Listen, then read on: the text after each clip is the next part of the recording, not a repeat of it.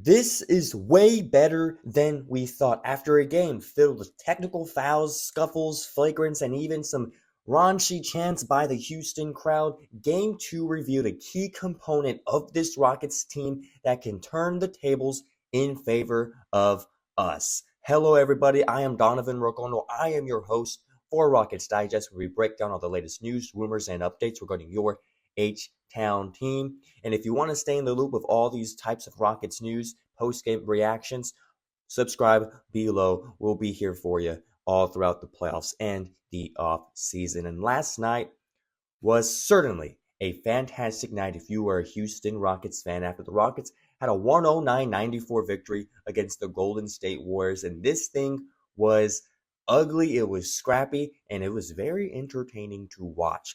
Last night's game had a combined 6 technical fouls, 1 flagrant 1 foul, and a few skirmishes, in game 2. And this is something that has been typical between these two teams. These two teams play with that kind of that scrappiness, that aggressiveness that has made these teams the teams that they are. This kind of scrappiness is something that Coach Ime Udoka has kind of instilled in this team since the beginning of the prior season when he became the Houston Rockets head coach. He's instilled this culture of getting after the ball, doing whatever it takes to get the ball, play as ugly as you possibly can. Hopefully that turns out into W's, and that is what this team has valued itself on. There's a reason why the Houston Rockets are the 2nd seed in this series. Usually it's the opposite. Usually the Warriors have a top seed, but not this year. This Houston Rockets team is one that will do whatever it takes to achieve victory. And Udoka commented on the game about the chippiness. He said, it's good for us. It's who we kind of are, minus the towel throw, which we'll get to in a second. You'd like to keep your composure at that point. I told Tari that he's not even in the game, so he shouldn't be over there. But it's what we've built ourselves on. The identity, and everybody's bought into that. It makes us who we are. So I think our guys all kind of thrive on that. We've just got to keep our composure, especially when you've got a lead. And I completely agree with him. The Tari throw, we'll get to that in just a second. Now, the kind of look you want for your team. But he loves this. This is what his team has prided himself on. And last night was a key example of what they have been doing all year to teams that are good, just like the Golden State Warriors. We've done this to OKC, Cleveland, Boston. We've played this type of level of aggressiveness all season long, and it finally came out last night in our Game 2 victory.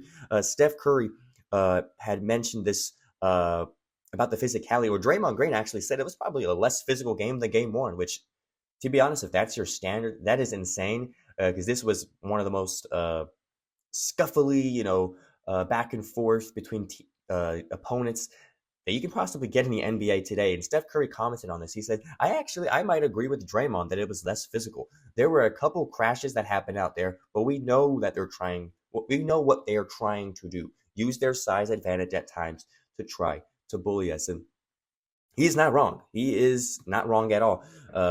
Personally, I do not think there is a guy on that team that can guard a guy like Alperen Şengün. That guy is the biggest man on the court, and he's able to do anything that he wants. And he's proven that these past 2 games. He's proven that he's a fantastic scorer in this series, in which I would think he would continue to do so, because he is an all-star on this Houston Rockets team. But this physicality from this team is what is going to separate this team from the Golden State Warriors. And last night, you can tell that they fed off of all that Game 1 negative energy and all of the media coverage on them of possibly being too tough. Even here at Rockets Digest, we were like, oh my gosh, that was a terrible performance. And it was. And there's no way to sugarcoat it. It was not a great performance. And so on Game 2, they all realized that. They were like, hey, we are a young team. We are a team that hasn't much, no experience in the playoffs. Guys like Jalen Green, Şengün, Eason. Tonight was the night that we are going to show them, and it certainly was. They absolutely performed to the standard that we have seen them perform. And so that is just fantastic. If you are a Houston Rockets fan, Coach Ime Udoka has certainly done a great job in getting his guys prepared for this Game 2. And I expect this type of aggressiveness to continue. Again, you saw the technical fouls. You saw the skirmishes between teams. And it is not surprising at all. Not at all for this Houston Rockets team. And the only thing, I mentioned this earlier, that must be checked when it comes to these kind of skirmishes or making, boneheaded decisions in terms of, getting technicals and getting those sorts of things that you do not want. This is a young team. They are going to make mistakes. It's a matter of limiting those mistakes. And that's what we saw with Tari Eason last night during the skirmish between Draymond Green and I believe it was Brooks or VanVleet. Excuse me, I tend to forget which one. But they had a skirmish and they kind of made its way over to the Rockets bench. And, they were just talking after the game. They were like, oh, we were just talking, nothing big. They both kind of downplayed the situation. But then Tari Eason ended up throwing a towel, landed on some, random Warriors player. And, stuff like that you just simply cannot do, especially in a playoff game when things are high in energy. And Tari Eason knows this. He commented about this after the game as well. I'd say my emotions just got the best of me. In between the lines, you just got to keep it basketball. I'm going to just be better for my team moving forward and controlling my emotions.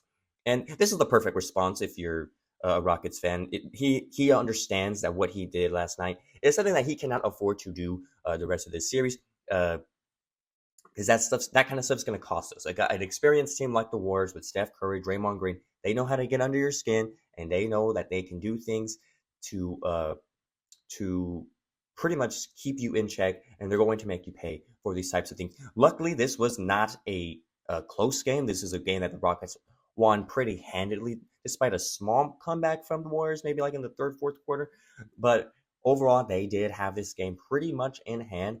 And this kind of scrappiness, again, is just what's going to keep this Rockets team going into this series. Again, this is what made them a second seed in a very competitive, mind you, Western Conference. They earned this spot. They did not earn it, by playing Rockets basketball that we're accustomed to from like 3 years ago. This is a totally different Rockets team with a brand new head coach, and this is a team that is going to do whatever it takes to get the job done. And this kind of physicality, this aggressiveness, there's no better example of how good they are as their defense. Their defense is the perfect example of this and what I am talking about.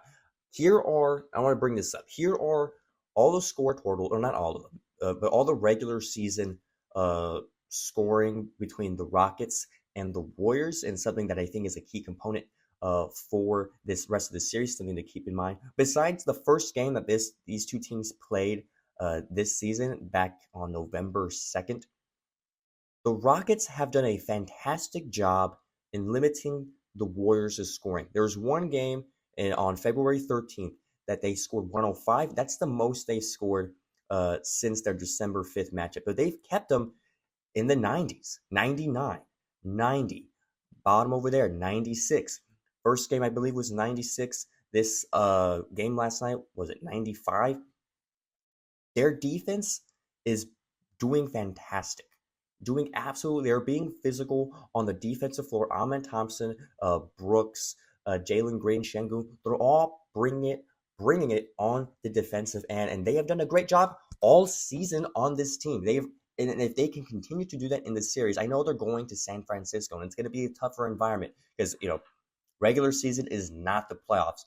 But we've seen what this team can do on a consistent level defensively, that the Rockets fans should be very excited on what Game 3 and Game 4 will look like. And I expect them to fully bring this intensity and this energy into Game 3. This is exactly the game that the Rockets needed in order to stay in this series. And so I am very excited to see how this plays out. Are the Rockets going to get over that hump of, oh, this is a young team. This is a team that is not to be taken seriously in the playoffs? I think they certainly can so, and Game 2 was a perfect example of the physicality and intensity that they will bring into this series. And things will get ugly. This is not going to be a series like other NBA series. This is very reminiscent of a 90s playoff series, and both teams really don't like it. There's respect, but they really don't like each other. And they're out for each other, so it's on that court in order to advance into the second round of the Western Conference Finals and Western Conference playoffs in hopes of making it to the NBA Finals. And so let me know in the comments what you think about last night's game. Jalen Green, fantastic job. He absolutely got the job done last night. Kudos to him. And we see you guys next time on Rockets Digest.